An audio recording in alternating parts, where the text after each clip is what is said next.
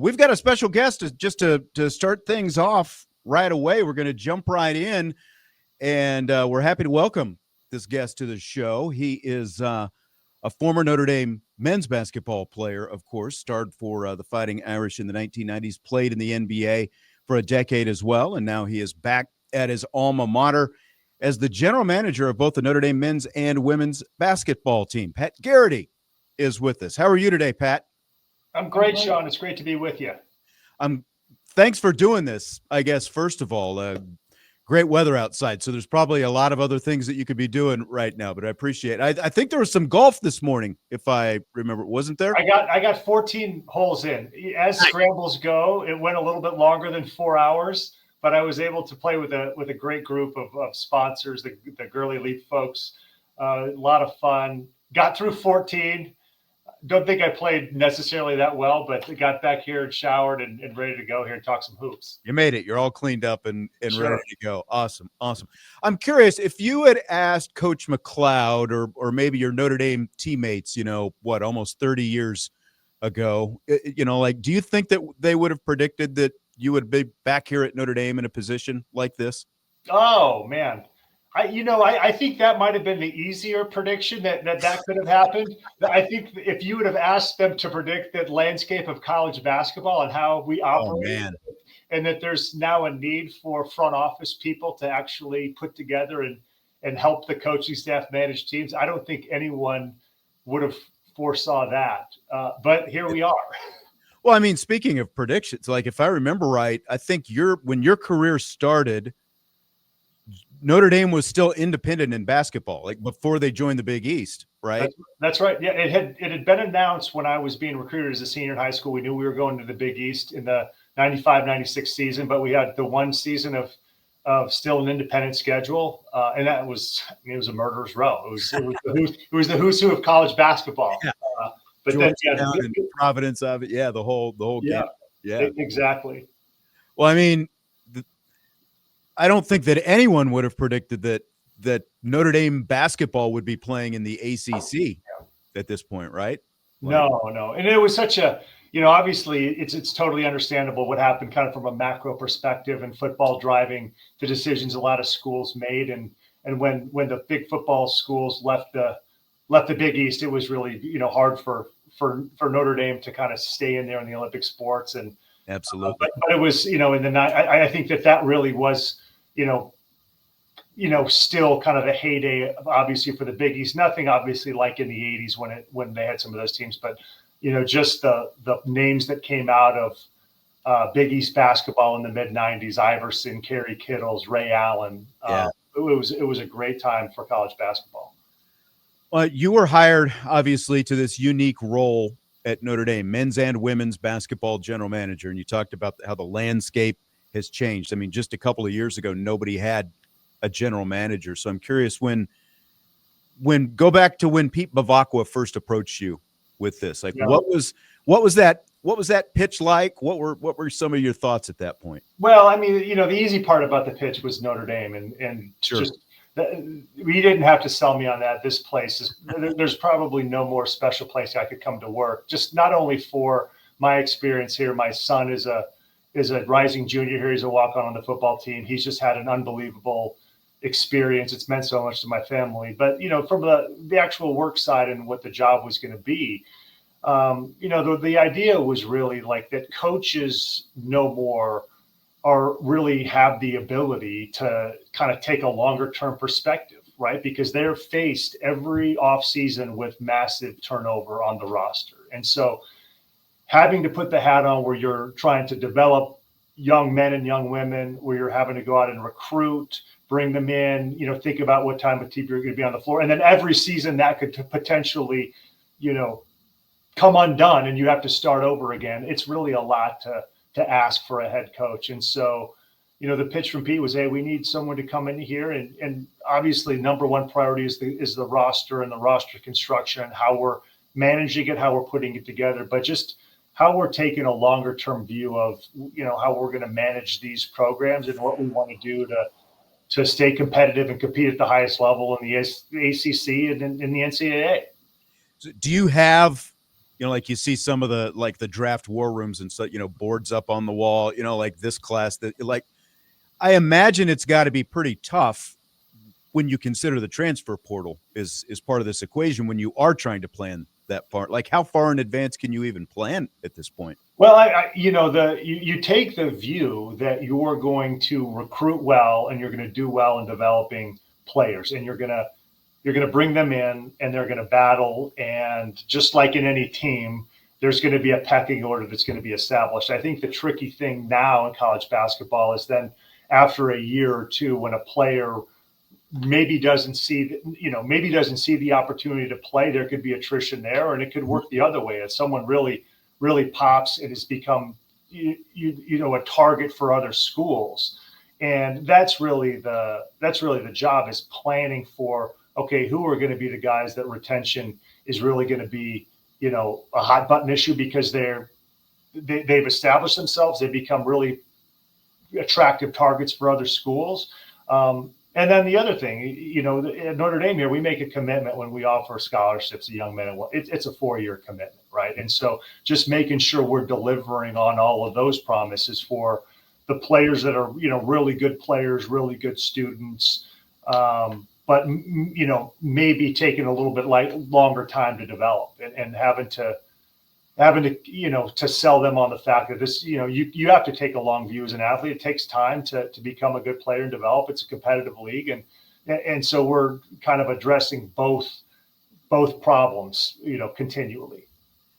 So, I mean, this is obviously, again, a brand new position. So it was kind of a blank canvas, to an extent going in. How much of, because you've been on the job for what, about 2 months now, I guess. So how much of what you've done was, fairly concretely defined versus how much have you sort of had to improvise, over these last couple of months getting into this? Yeah. So outside of the personnel side of the equation, the basketball ops stuff was pretty well defined, and there's just certain things you have to do as the administrator of the program. I'm the primary sport administrator of the men's program, and there have been people before me who've done it, and I can call on them. And that's pretty well established of what goes into that. Obviously, you're always looking to improve in certain ways. And that's, that's just part of that part of the job.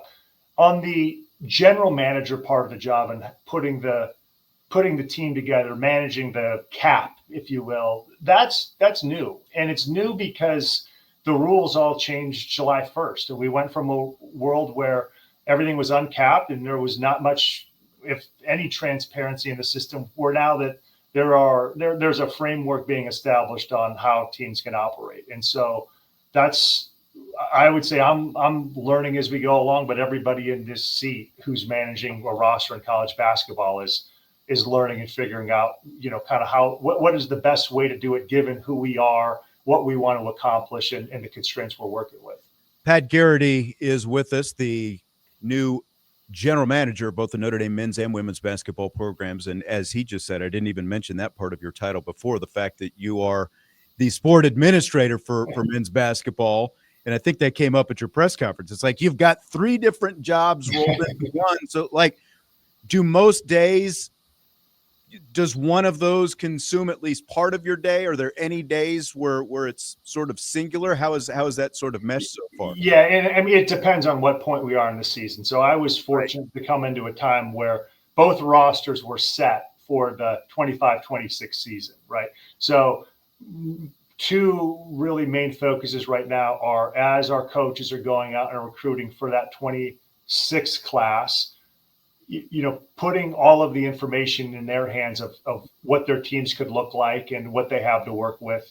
But then mainly now it's getting up to speed with kind of all of the other operational type tasks. We have some new personnel, new basketball operations person that we hired here on the men's side, new director of basketball ops on the women's side. Both are terrific. They take a lot of the day-to-day stuff and run with it. But yeah, it's going to be season dependent as the season goes on and you're getting into conference play and then you're preparing for the spring.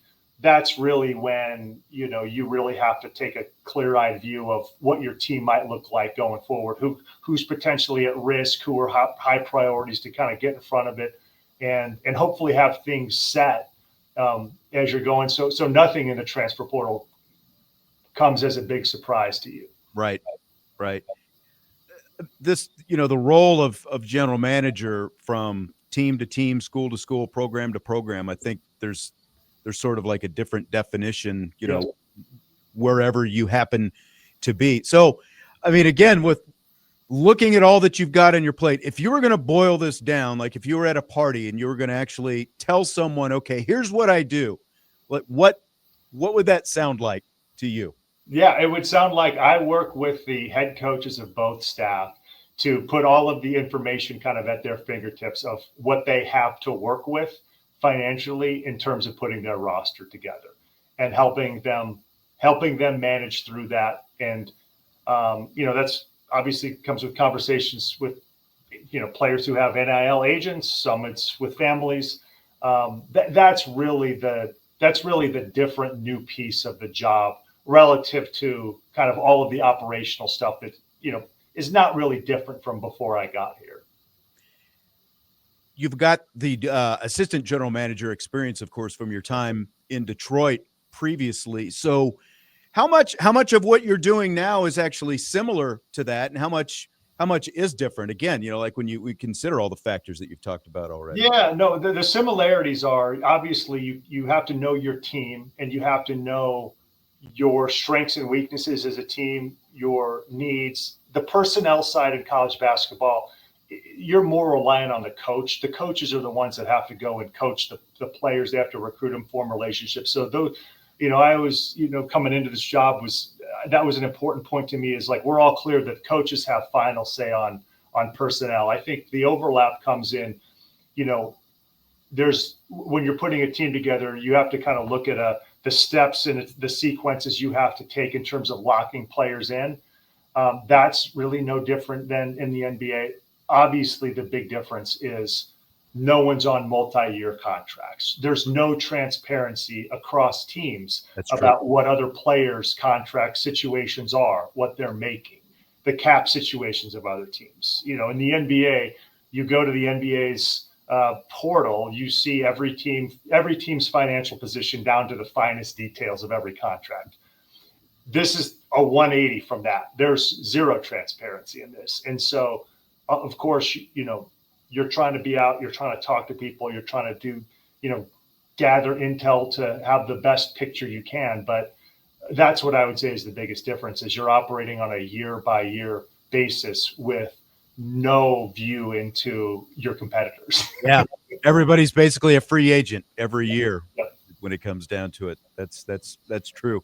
July is a big recruiting month for college basketball, and the staffs are out recruiting and stuff like that. And I think you kind of touched on it. Like most of the 26 stuff sounds like it's in, the 2026 class is in place right now. So from the recruiting side specifically, what is your involvement been?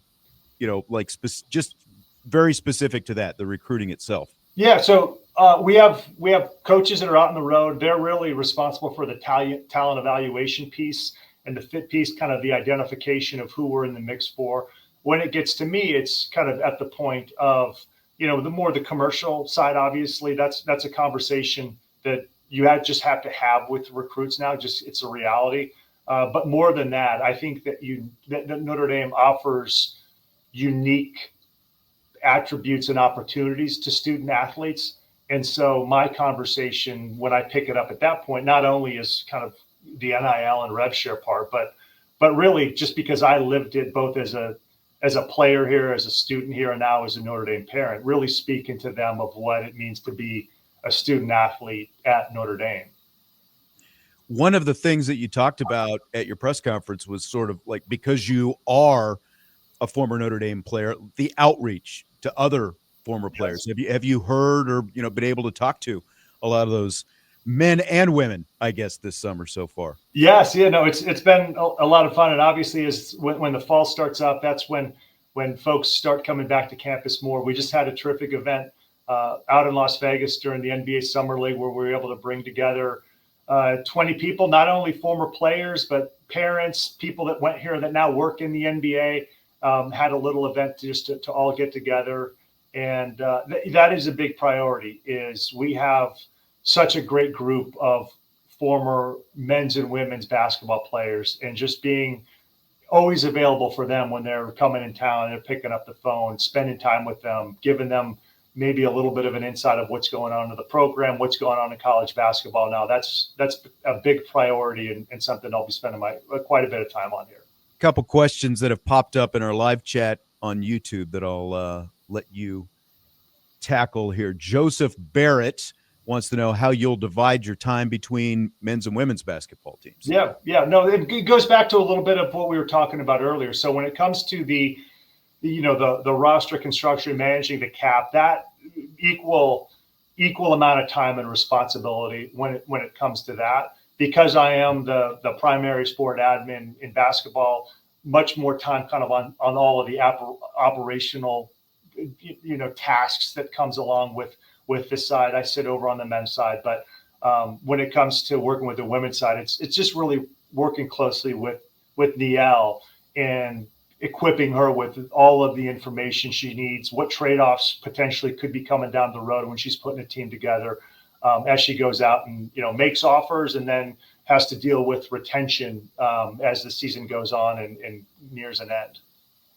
Then Stymie, one of our big men's basketball fans in this board, says, what do you view as the primary issue to getting the men's team back on track and competitive again in the ACC? I think that we're on track right now. I think that if you look at the way that this team was built and the strategy that Micah has had, initially when he came in, he had to put a team on the floor. We had, players leaving. A lot of the work was done in the transfer portal. That's not a primary strategy of what we're doing. What the strategy is I think what you've seen is him going out, he and his staff going out, recruiting, identifying really good players, selling them on the development opportunities as a basketball player here, selling them on to school. And I think that this year you're going to see, the fruits of that labor play off. Now, there are really talented freshmen that we have in there. You talk to coaches across college basketball, it's tough to win with freshmen, but the core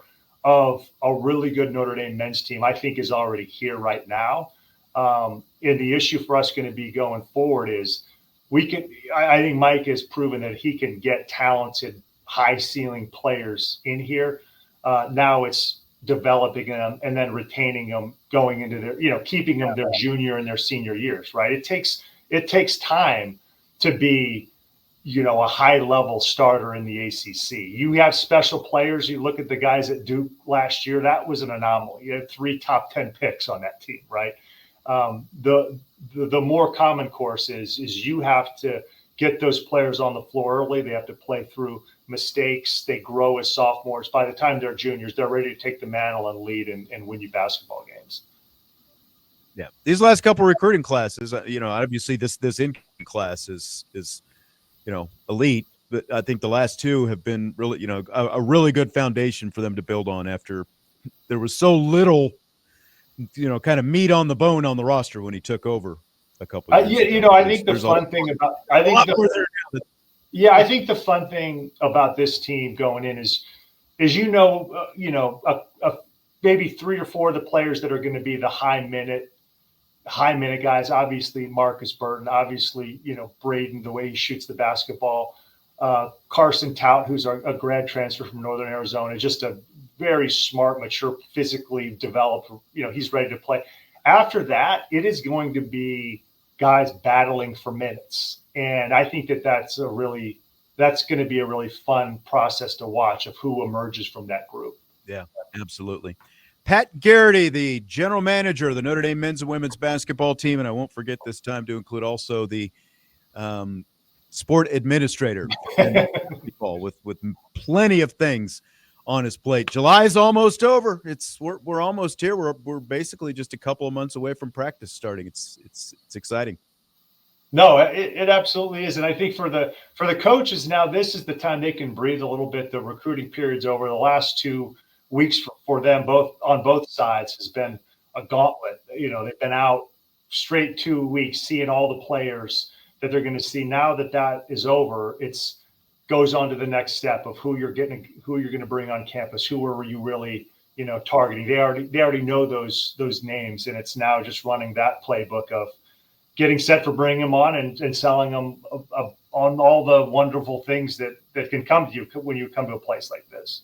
I think I know the answer to this one. I'll slip one more in there for you, though, from Joe before we go. Do you have any say in the scheduling? Yes, yeah. So again, another thing that this will be obviously a new part of the job for me, not having worked in college basketball. That was all pretty much, except for one game, nailed down this year. But going forward, that's certainly going to be a big part. The non-conference schedule, obviously, right. The ACC schedule is you have what the conference gives you, but the non-conference is going to be a big part of that. Pat Garrity, appreciate you doing this today. Enjoy the rest of your summer.